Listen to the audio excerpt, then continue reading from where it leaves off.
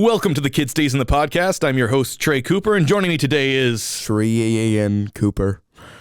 I knew it wasn't going to be worth it. That you didn't give me enough time. He spent so much time while we were getting ready for this before we went on trying to come up with the name, and I knew it wasn't going to be worth it.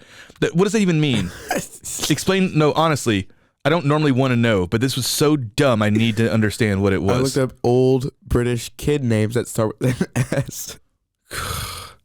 So not in any way worth it. Doesn't even have to do with the movie. Yes, it does. Anyway, who's the star of the movie? What's the movie about? I haven't said the name of the movie yet. So joining me today, as always, is Solomon Cooper, and today we're going to be discussing a movie that let's not bury the lead here. We really liked. We watched it multiple times. Probably seen it 4 times since it came out. That sounds inaccurate. Nope. Yes. You don't know what I do in my free time. You're not just sitting around binging this. That is the film adaptation of the musical Matilda. Yes. It came out in 2022. This is a new thing. Yeah, it is. I honestly don't know. I think we mentioned it in one of the other podcasts, maybe like at the tail end or something.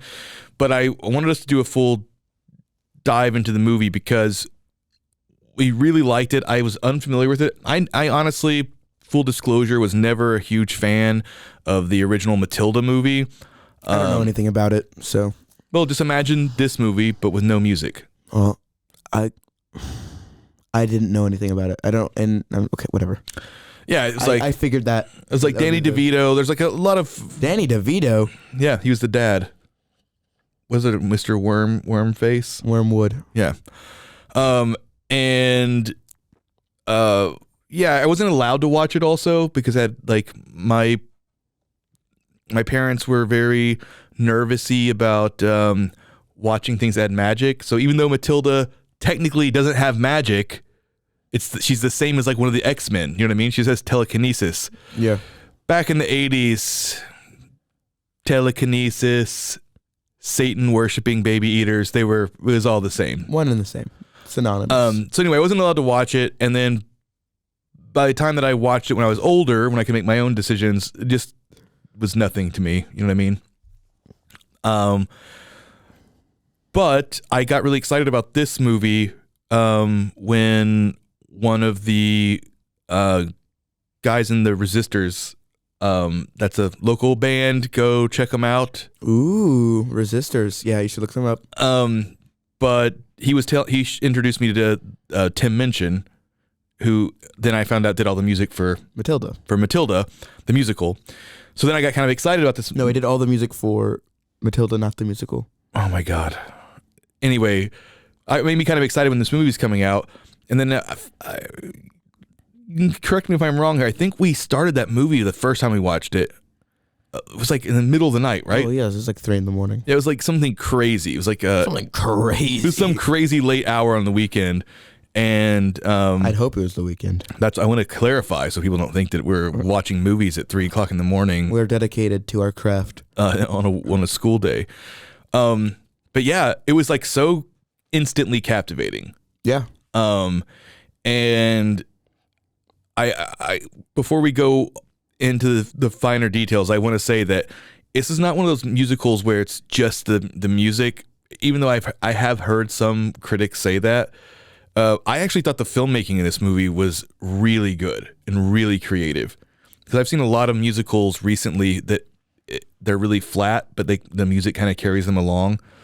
And I thought that the filmmaking in this was really, really good.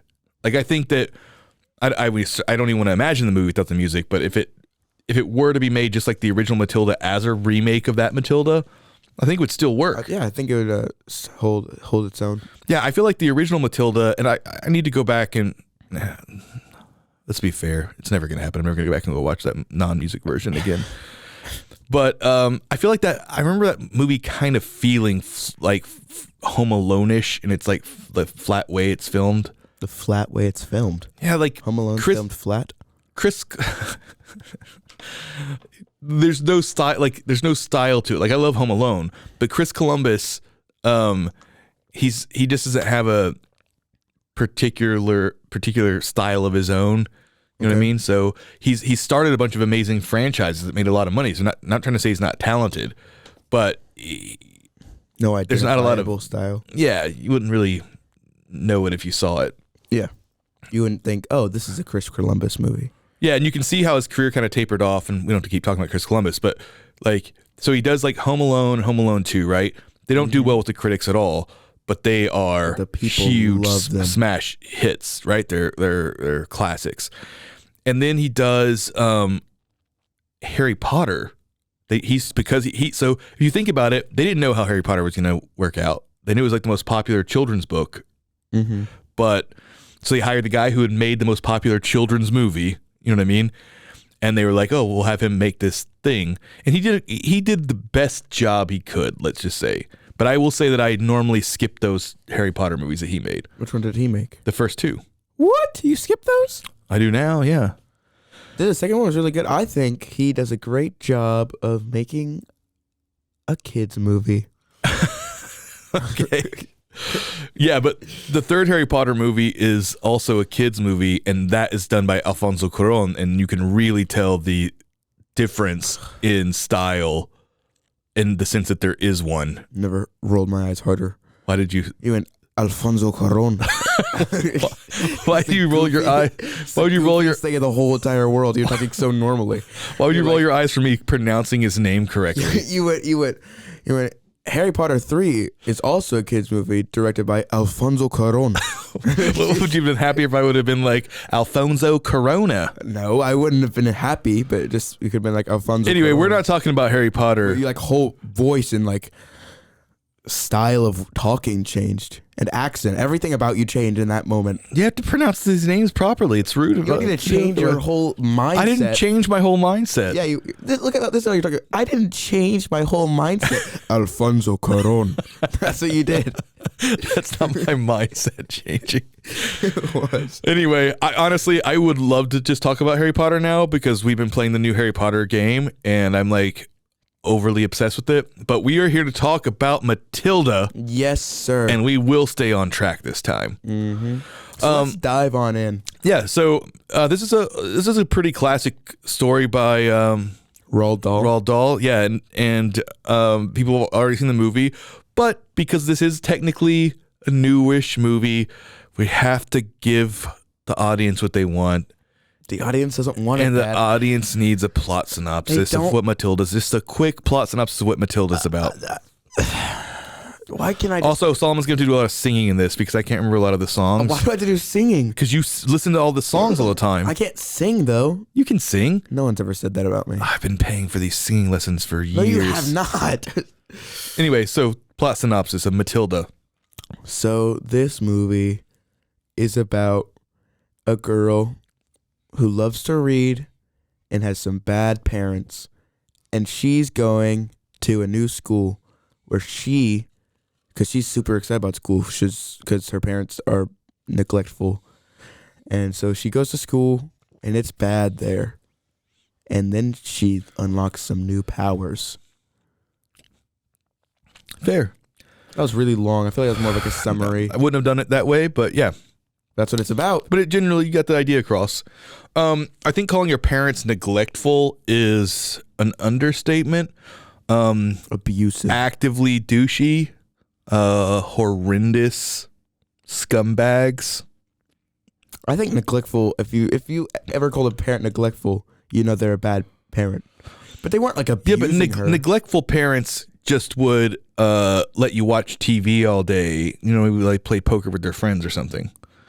I'm showing my age here. I'm like, a neglectful parent would just be outside racing the ponies while you sat inside and listening to the radio. Played poker with your friends. You said they weren't abusive, and that's just patently not true. They're not abusive. They take her books away and they rip them to pieces. They lock her in the attic. It's not abuse. Yes, it is. Would you say I'm abused then? Okay. Ha ha ha ha ha ha. Yeah, you're locked in the attic here with this platform for you to be rude and disrespectful. I'm not rude and disrespectful. I'm kind. So and loving. Yeah. So that's what the movie's about, right? So it's kind of like almost a inverse Harry Potter.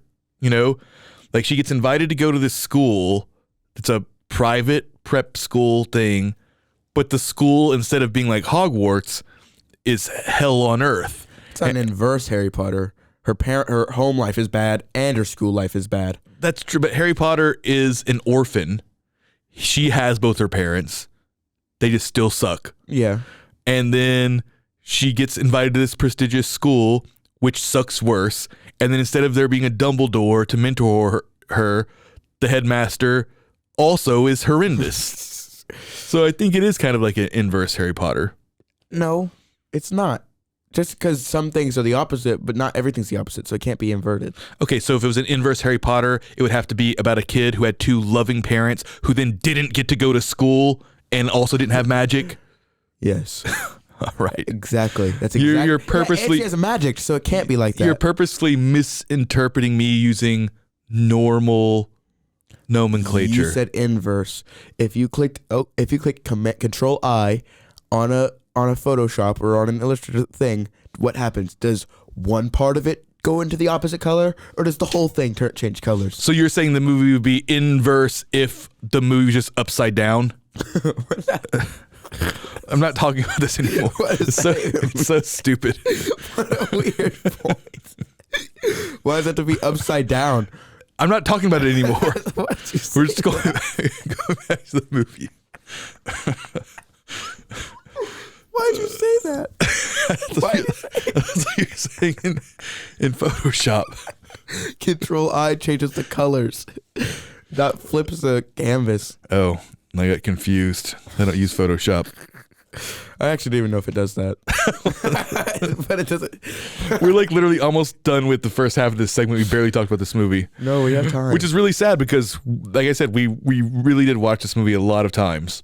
Yeah, I think I watched it twice. I watched it 4 times. Yes, in the privacy of your home. Yep, in the privacy of my home. Sorry, I have to wipe my eyes. I started crying. Yeah, so like I don't know. I honestly, the young girl they got to play Matilda, she's a newcomer. I don't think she's been in much else at all. Yeah, I believe you are correct. Are you checking your notes right now on my phone? Yeah, I knew her name. Her name is Alisha, like Weir. Well, Weir. She's really great, and she's insane. She has more talent than any person I know. And I think she's a little bit younger than the girl who played the original Matilda, but she also plays Matilda a bit darker. There's a little bit of Carrie in there, like a little bit of a fire starter. Sure. There's a bit of darkness. And some people that I've talked to have refused to watch the movie because they watched the trailer and they were like, Matilda was just always so sweet to everybody, and she was like, Madeline or whatever. Mm-hmm. And she's definitely much more like what a kid would be like, raised in this horrendously abusive home situation. Yeah, except for she's not like she's not like rude to like kids. Just a little edge to her. Yeah. And she's still very sweet, and you know what I mean? Mm-hmm. And very smart. Yeah. Basically, honestly, some would say that Matilda in this movie is exactly like me. I'm a little bit country, a little bit rock and roll, and super sweet and a genius. Oh, honestly, God. A genius. Let's say, oh God. You don't even read. I did read a book. You did. You read a book. I'm very smart. Just because I don't read. I'm not saying so here's the thing. You're putting me in a bad position. You're sitting over there bragging all about yourself and how you're a genius. If I rag on you, then I'm going to look like a douchebag who's like bringing down your confidence or whatever. So sure. So who's the genius here? Who's putting you in this position? You're right. You're a genius. Exactly. Don't look at me like that. I beat you at chess the last 3 times. No, you did not. I beat you because you blundered twice. I blundered in that one game. That doesn't mean you beat me at the last 3 times at chess. I beat you before that, I beat you the last 4 times. I beat you like 6 times in a row. Then you beat me 4 times, and then I beat you again. So Matilda, that's a movie that we were talking about. Yeah, stop getting us all off track, Dad. We got to get rolling. Is it Emma Thompson plays the Trunchable? Her name's not the Trunchable. She's a Trunchable. Wait, is her name Trunchable? Yeah. No, it's not. Yes, it is. She's the Trunchbull. No, that's her name. No, her name is not Trunchbull. Her name's like Emma Watson Trunchbull. Emma Watson Trunchbull. Emma Thompson Trunchbull. No, she plays Agatha Trunchbull. Wait, are you serious? Yes. I thought the Trunchbull was like a headmaster in Britain. Oh, way to jump off your genius throne really quickly. You climbed up on it and you just took a nosedive off as fast as you possibly Dude, I could. thought this the whole time. The whole time so you thought that Dumbledore was like the Trunchbull of Hogwarts? Kind of. I thought it was like another word. I thought it was like headmaster and Trunchbull were synonymous. Nope. I'm so stupid.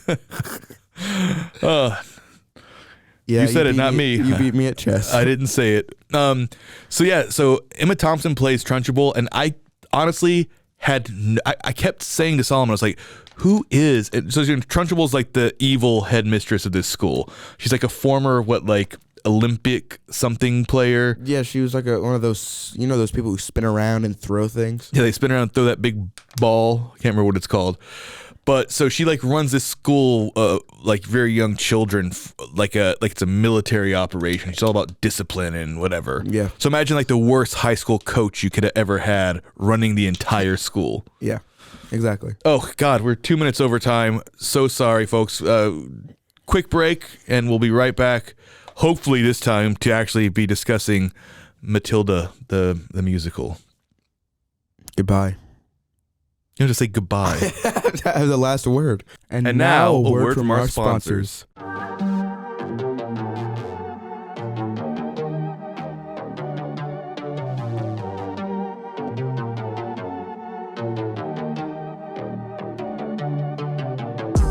Hey y'all, I'm April. Hi, I'm Caroline. And we have a new podcast for you. What's it called, Caroline? Bloody Happy Hour. It's going to be your new favorite guilty pleasure. We're going to talk about some bloody stuff. Serial killers. True crime. Rapists. Why not join us? We'll have a good time. You literally never know. I don't know what I'm going to say. Bloody Happy Hour. Apple Podcasts, Spotify, or wherever you listen to podcasts.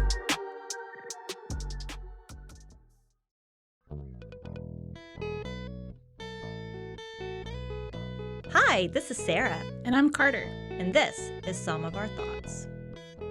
We're two Southern sommeliers, and we want to share everything we love and know about wine.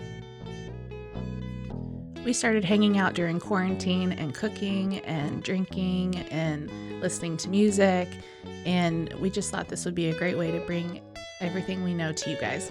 We will make wine knowledge and food pairings easy and approachable. So put on your favorite vinyl, grab your favorite glass of wine, tune into our show, and let's have some fun. Wine and vinyl. So check us out on roguemedianetwork.com or wherever you get your favorite podcast. We'll be talking about a lot. 911, what's your emergency? Do you hear that? It's coming from the house. It's coming from inside the house? Do you mean? Could it be? The Poltergeist.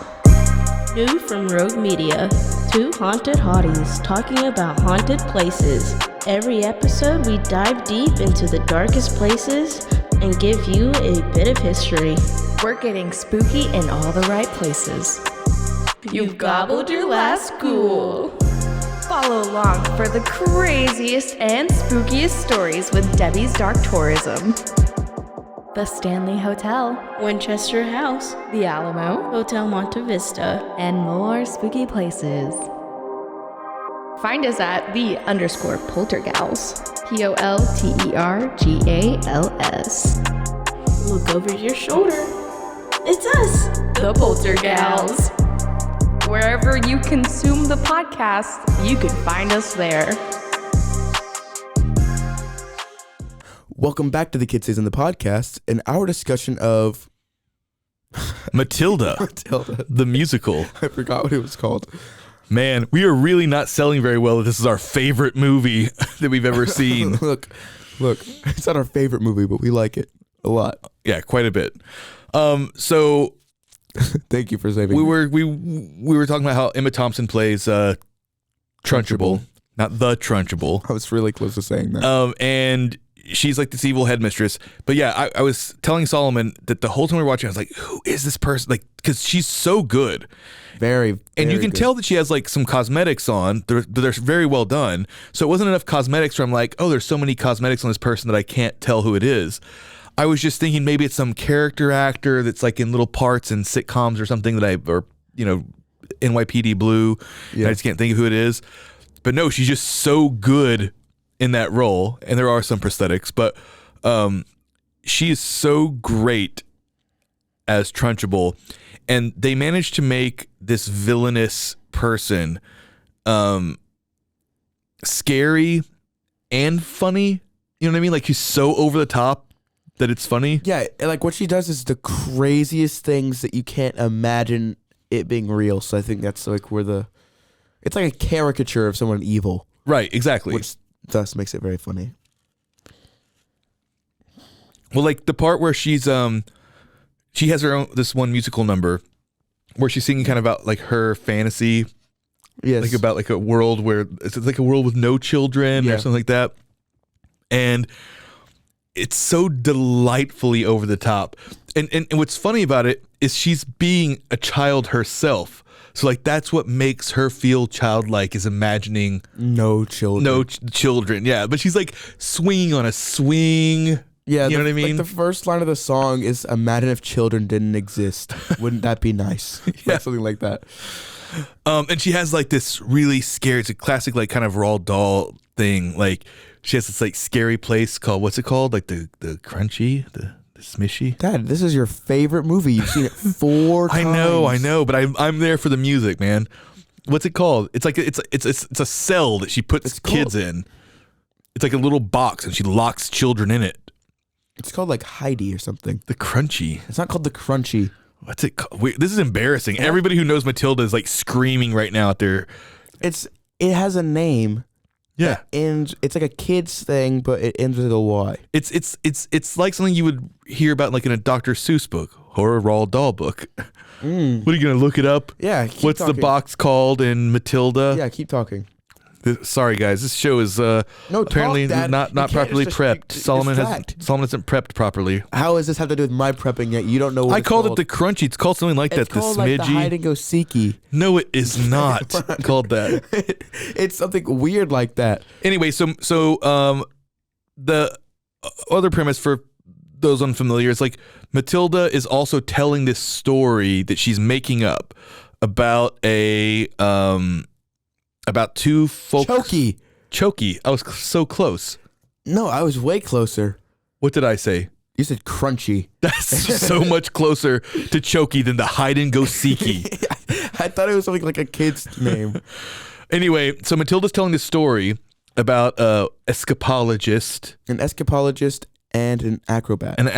So an escapologist being like an escape artist. I forgot about this B plot. Yeah, well, it's a main part of Matilda. Yeah. So she's been telling this story. She's telling the story to the librarian, and she's just making this story up about their love affair, and then like this happened, and the whole time you're watching it, you are thinking she's making it up because it reminds her of what she wishes her life was. You know what I mean? Because then an evil aunt takes their daughter and raises her when her parents get killed, and blah blah blah. Yeah. So you kind of think it's just like her reflection of herself. But then it turns out that she's basically like, I don't know, psychic or whatever you want to say, because it's actually the exact story of one of the teachers, her favorite teacher at school. Miss Honey. Yeah, Miss Honey. It's her actual life story. Yeah. So she's been thinking she's making this story up when really it's true. Yep. And then the big kind of reveal is obviously that she has telekinetic powers, and then she uses them to turn over the headmistress, and then Honey gets put in charge, blah blah blah. We just told the whole ending of the movie. Yeah, it's Matilda, man. It's a book that's been around for a long time. It's a story. So I was trying to get through the plot because the main thing here is that's different from the original is the music. And Didn't you say at the beginning of the podcast that it was perfectly great without the music? It would be, but like for this discussion, what's the point of discussing it without discussing the music? So Tim Minchin, if people don't know, like he's a very subversive musician. His lyrics are fairly rebellious already. You know what I mean? He writes a lot of parodies, anti-establishment stuff. You know, some anti-religious stuff, which probably is why a lot of religious people don't like it. But I don't think it's because he particularly hates religion. I think he just doesn't like what it does. He doesn't like cultures that restrict free expression. You know what I mean? Okay. So Tim Minchin is like kind of the perfect fit to write music for a story like Matilda. You know what I mean? Yes. A lot of parents would bristle at the idea of having kids read books about challenging authority, questioning teachers, questioning adults. Mm-hmm. And I understand that as a parent who has a child who's always questioning and subverting my authority. I do not. I think it's a necessary part of growing up. And you do not what? You do not question and subvert my authority, or you do not agree with Tim Minchin? Well, you just started off a sentence that made no sense. You said, I do not. You said, I... Objection! you said, which I, understand. Yeah, but you let me finish my thought. Yeah, I understand. My thing was, it's because, and I'm not judging parents. Not judging other parents, but I understand the inclination to do that because it's easier. You know what I mean? As a parent, you have other responsibilities to do too besides just raising your children. I mean, that's obviously one of the most important ones. But you also have to be able to go to work and provide for them. You know what I mean? If you're in a marriage, you have to manage your marriage relationship. You know what I mean? There's a lot of things you're having to manage at once. So it's much easier to just say, shut up and sit down. Just do what I say with no explanation than it is to sit down and have conversations about it. You know what I mean? Mm-hmm. And I'm not talking about being all namby-pamby, but, a little namby. Yeah, a little namby, but not so pamby. Yeah. I don't even know what we're doing now. What do you mean? We just came in here like we're high. No, we're good. So I think that a lot of parents might instinctively bristle about what they would consider the message of Matilda by saying, if we don't want a movie that's teaching rebellion against your parents and teaching rebellion against your teachers or whatever. But that's such a shallow reading of this story, because what the story is about, to me, I just now said to me as if I'm having a deep reading here when I'm about to basically be quoting the songs, because I was about to be like, it's really about standing up to bullies. It's not even subtext. It's literal text. Yeah, it's basically like the log line of Matilda the book. It's like, Matilda, a book about standing up to bullies. You basically just read the script. Yeah. But no, it is about standing up against injustice. You know what I mean? And no matter how small you are, feeling like you can make a difference. And that is, I think the reason that another thing that it was directly from this. Exactly. And I think that the reason that I'm struggling with it is struggling with communicating it is because so many parents really did have a problem with this book. People had a huge problem with the book, and they had a problem with the movie for all these reasons. When, like we just said, it's not subtext. It's right there if you just paid attention instead of having a knee-jerk reaction. Yeah, it's just, I feel like they just feel like they're being attacked. Yeah. And so I think that's the idea. It's not, because it is, like you said, very obvious, and it's like the second song in the movie says it, basically. And so, how does the song go? I told people we're going to sing. Pay for all these voice lessons. And you stop saying, that was so long ago, I don't even know how to sing anymore. Well, we give us some bars, so I can't remember how the songs go. Yeah, I'll join in. You're just a liar. I'll join in. I honestly can't remember how they go.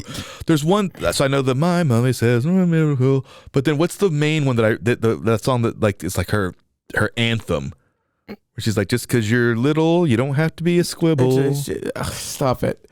It's like, just because you're little, you can do a lot. You mustn't let a little thing like little stop you. Yeah. Yeah. Yeah.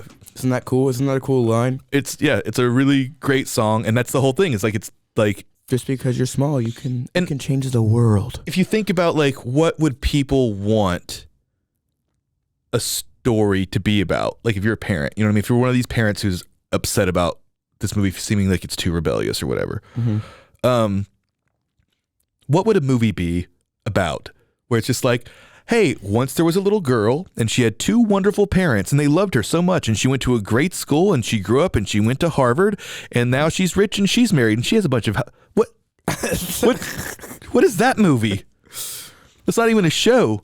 Like people I remember there's like a big movement for a while where they were like, oh, sitcoms are all about making fun of men. The men are always stupid. And the women are always smart, and the kids are always smarter than them. Was that a movement? There's a dude who was making that movement. Well, the same people who were upset about Matilda. What a stupid idea. No, but it's like a real thing. What's wrong with that? That's the thing. The reason that it started happening was because it was all sitcoms were like that? It was subversive. No, all sitcoms weren't. But like you have Full House, right, where the dad is like really smart and he's like, oh, blah, blah, blah, blah. And then like there was like Home Improvement and like Everybody Loves Raymond. People used to use as an example. I don't feel like that show is just acting like Raymond's a big idiot or whatever, but anyway, there was a whole bunch of people who were mad about that. And I'm like, what do you want? What do you want to happen? Do you want all because what they want is kind of like in the subtext of what they're saying. So you want a sitcom where the man is like just always really wise and he knows best for everybody and everybody else's opinions are stupid. And at the end of the day, they learn that he was right all along. You know what I mean? What a great message. That's called the patriarchy. Sorry, our podcast has gotten too political. You're right, we have. But we're talking about Matilda. It's a movie about rebellion. It's about sticking it to the man. Or the woman in this version. True. What a good one. So I was asking a friend of mine who is very familiar with the Broadway version of this musical, and he said bearing the lead again. There's a weird moment in this movie, and apparently it's in the Broadway musical. And I wanted to ask what you thought about it, and if you could stop acting like a weirdo. Where Matilda's dad comes and she like helps him unglue his hat from his head right before he's about to abandon her, right? And there's this weird like little sensitive moment. Not right before he's about to abandon her. No, he's about to make her leave the school though because of his like thing, and then he's going to abandon her. Yeah. And there's this weird like little sweet moment between them that it's the one thing for me that just rings false in the story. There's no humanizing of her parent characters at all. They're bad people. They're not once. Yeah, there's nothing nice that they ever do.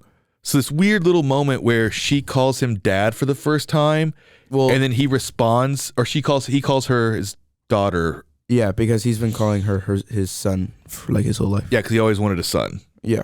And it's this weirdly tender moment that I think it's supposed to be tender, but it just, to me, it's not even that it just rang false. It just made me confused. Yeah.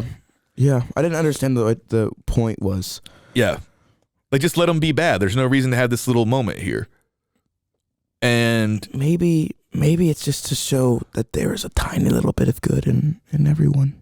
But what? He just leaves her there. Yeah, and also Trunchbull doesn't get any redeeming things.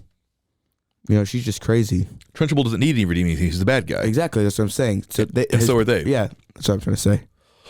They're all bad guys, so they don't need anything. Well, look, we're up on time now. I hope you guys had a good time with this podcast. I think I had a good time. We had fun. So hopefully it was fun for you as well. But yes, look, Matilda, it's on Netflix. I think it slipped past everybody's radar because it didn't go to theaters. It's a crying shame because I would say it is hands down one of the best Netflix, originals. Yeah, movies. and it didn't get to go to theaters, and no one talked about it, and it didn't go anywhere, and it's honestly, it's a travesty. Watch it. It's incredibly fun. And Netflix, if you want to start sponsoring us, we'll have our letters to your attorneys and your people who send us paychecks very soon. We'll love that. All right. Oh, also, favorite song, Revolting Children. That song is so funny. Oh my God, I said we're out of time, bro. That little boy, he destroys the bars, man. He goes absolutely crazy. All flames, all flames. Oh, man. Solo's going to do a solo podcast about revolting children. Anyway, that's our show. Wait, we didn't get a rating. That's 10 out of 10. I don't know. What do you want from me? 11 out of 11. Now that's our show. That's our show. So unprofessional. We're out of here. Bye. Follow us on Instagram at The Kid and the Pig and on RogueMediaNetwork.com. Until next time.